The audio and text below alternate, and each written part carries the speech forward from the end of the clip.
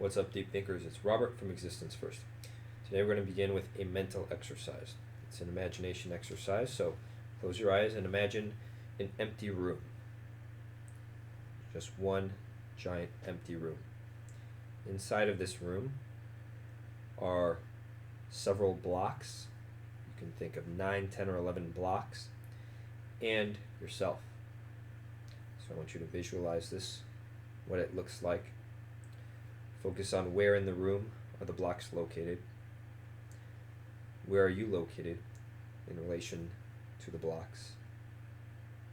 Are the blocks touching each other? Are they separated?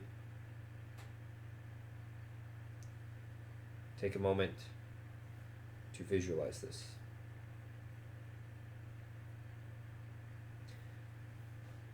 Now that you have it visualized, let's go over what this could possibly mean. I think that a lot of our ideas are kind of like below the surface. We have to dig a little bit. Sometimes we just have to dig a little bit. Sometimes we have to dig a lot. But the ideas are there. So let's see if what you imagine kind of tells you something about your mind. Now, when you imagine the blocks, were they all together or were they strewn all apart? Okay. If they were strewn all apart, or if they were in a jumble on top of each other, then one possible conclusion is that you feel really like disorganized in life. Okay.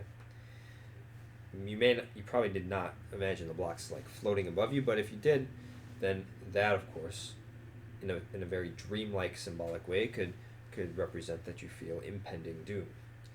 Okay. But the purpose of this video, the reason that it's labeled something about stability, right, is that suppose that the blocks were set in like almost a foundation that was very strong, some sort of arrangement, right, where maybe a very strong bottom layer and maybe a second top layer, and then a 1/3 layer, but if an earthquake came in, they really wouldn't move. And then imagine you yourself sitting on top of those blocks. Now, if I was speaking just now, you were imagining this, and you started to feel something different, right? Start to realize how your feelings change as people talk. If your feelings started to change, then you have the same reaction that I had, which was when I imagine myself on top of some very solid blocks, or in a formation that is very solid, I feel something. I don't know if you would call it the on top of the world feeling, but it's a good feeling. It's a feeling of stability. Okay.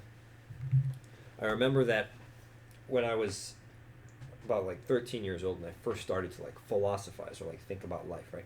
I remember going to my uncle and telling him like, I just really want to be stable. And looking back, it's kind of funny that I said that. I mean, what 13-year-old like talks about wanting to be stable, right? It's like I was still in like middle or high school, right? So, and I didn't mean stable, like stable financially, stable, right? I think I meant stable in the sense of I just want to be on top of my stuff, right? On top of my game.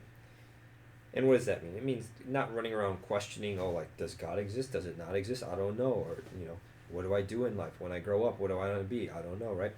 Just having this sort of unknown, right? The feeling of having your blocks all over the place and disorganized and scattered, right? So what do we do with this, right? Well, I mean, you can try to create the feeling of imagining your blocks all over the place, right? Or even being in the room and having some blocks on top of you, right? Smothering you. You may start to feel this unease inside. And if you do, now you're starting to see the connection between the thoughts and the feelings, right? And so there's no wonder why if you go into the day worrying about the obstacles that you're going to encounter as if they're going to smother you, then you're going to feel a certain way. But if you go approach your day in a way where things are aligned, and even though you might encounter diversity, you have your, you have your stable foundation that will not be, will not be shook too much. you will feel a slight increase in confidence, I would predict. So now it gets into this whole question of, and this is the philosophy piece of it, the question of, is it real, or does it work? Is it true?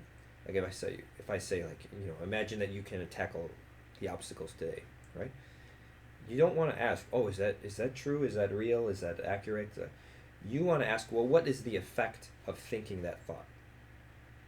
What's the effect of thinking that thought?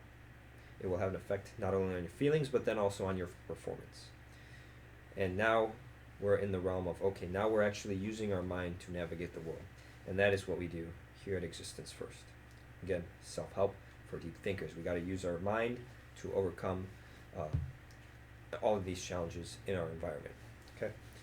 So if you got any reactions from this, if it worked, if it didn't work, put your comments below so that we can expand this topic and extract some valuable insights.